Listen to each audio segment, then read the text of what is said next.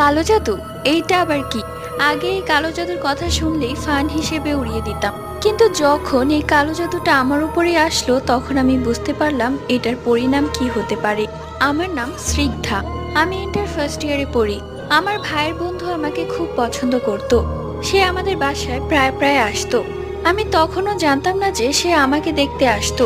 এসে ভাইয়ার সাথে 2-3 ঘন্টা গল্প করত। এরপর আমার সাথেও কথা বলতো। শিক্ষা, তুমি কেমন আছো, কি খেয়েছো, এইসব কথা। আমি তাকে সবসময় আমার বড় ভাইয়ের চোখে দেখতাম। ক্লাস 10 থেকেই আমার বিয়ের সম্বন্ধ আসতো। এরপর অনেক ভালো জায়গা থেকে আমার একটা বিয়ের সম্বন্ধ আসে, তাই মা বাবা আর না করতে পারেনি, তাদের সাথে কথা বলে। বিয়ের আগের দিন শুনতে পাই তার ছেলে অ্যাক্সিডেন্ট করে মারা গেছে, তাই আমার বিয়েটা ভেঙে যায়। এরপর অনেক জায়গা থেকে বিয়ের সম্বন্ধ আসতো, কিন্তু বিয়ে হতো না। এক পর্যায়ে আমরা একটা কবিরাজের কাছে যাই। সেই কবিরাজ বলে আমার ভাইয়ের সেই